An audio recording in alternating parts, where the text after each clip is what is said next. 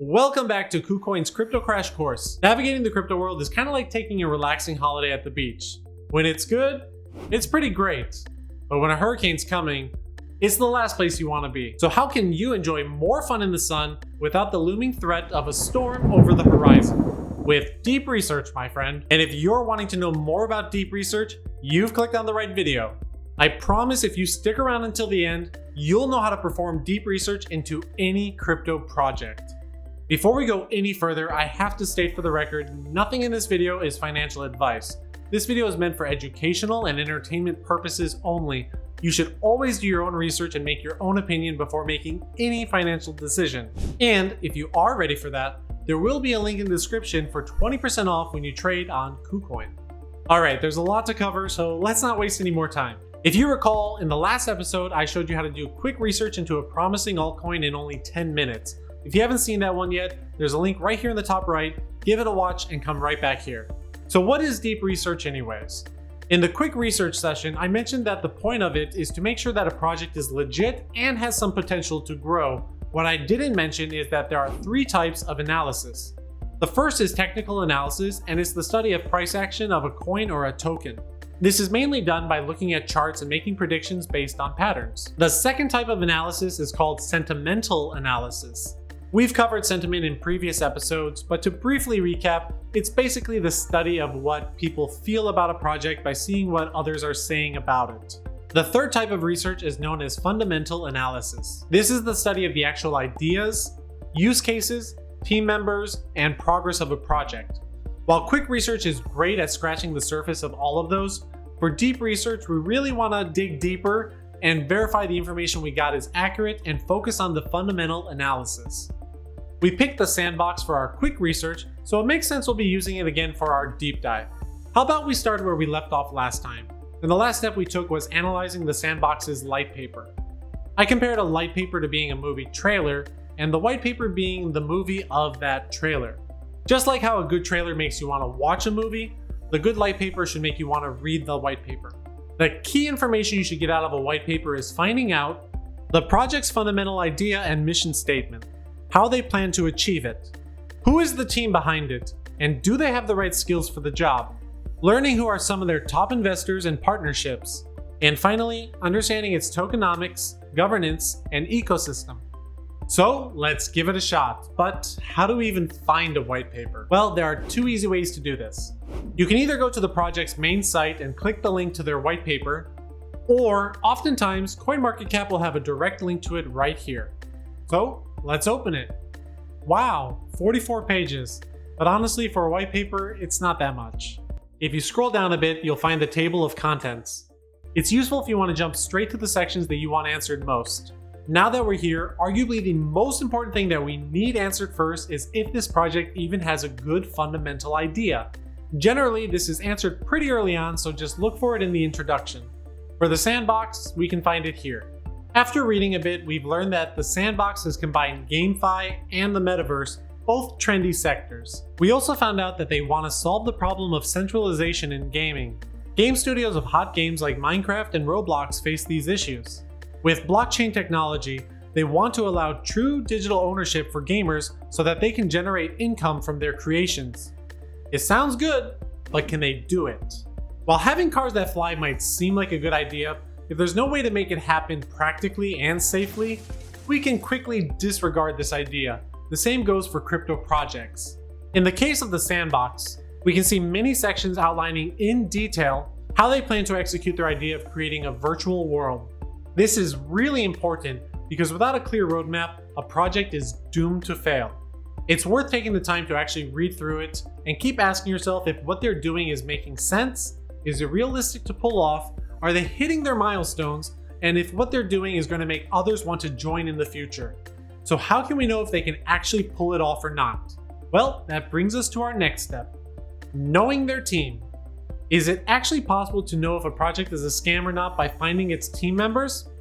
Maybe.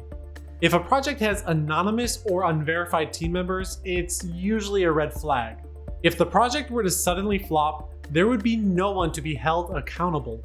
To be fair though, Bitcoin's creator Satoshi Nakamoto was never officially doxxed and things turned out pretty alright. So while it's not a deal breaker, if the team is anonymous, proceed with caution. Now, even if the team members are doxxed, that isn't always enough. And doxxed, by the way, just means that there's published information about a team or someone that anyone can view. Let's find out about the Sandbox's team members. It's listed near the end of their white paper, and it has information about each member and what they bring to the table. Just remember, you can't always take the information you get on a white paper at face value.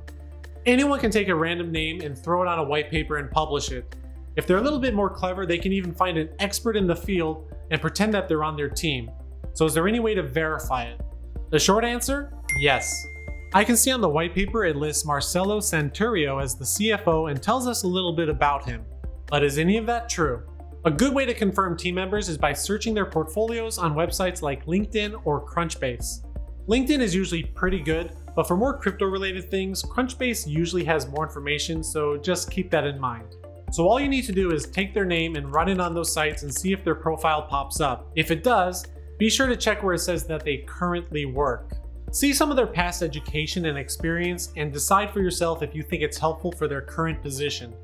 And most importantly, be sure to check the endorsements and references because those are hard to fake. If the profile lacks sources and references, it's a huge red flag. Now all you have to do is repeat this step with each member. If their team members are legit, move on to the next step. Are their partnerships legit?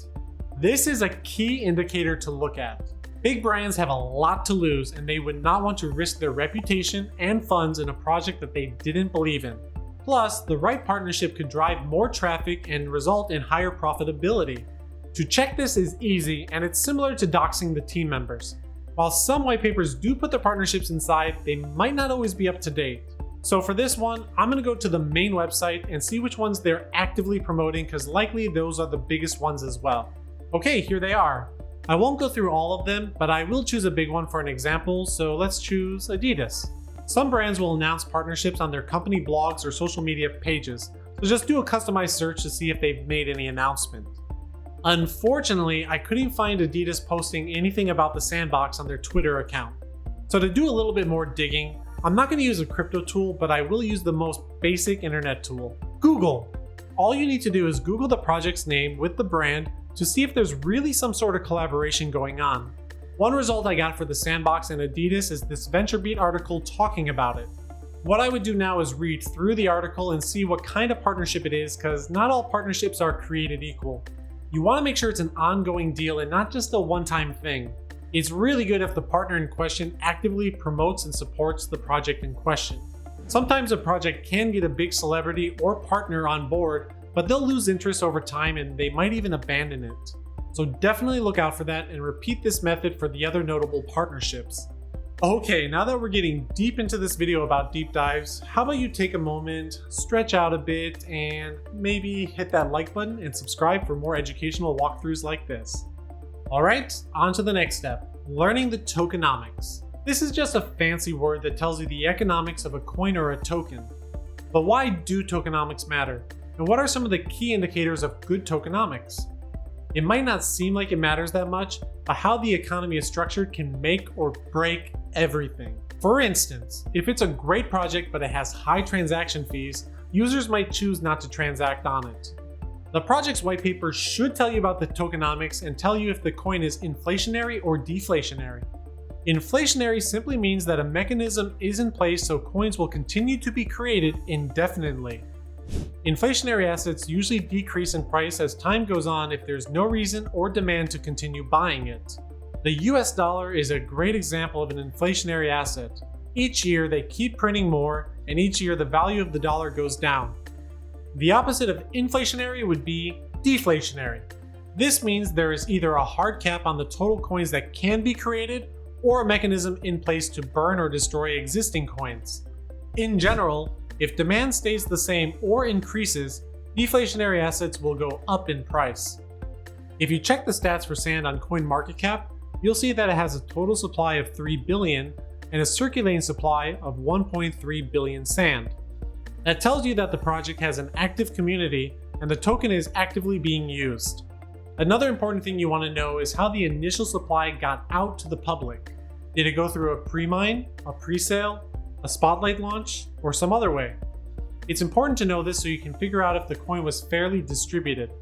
Looking at the Sandbox's white paper, we can see how initial funding was allocated. And here we can see how they used their funds for development, marketing, and more. Finally, something you should always try to figure out is who is the largest holder and just how much are they holding.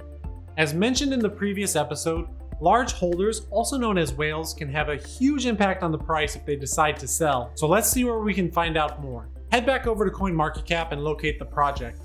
Remember that contract address we kept copying in the last episode? This time, I want you to click on it.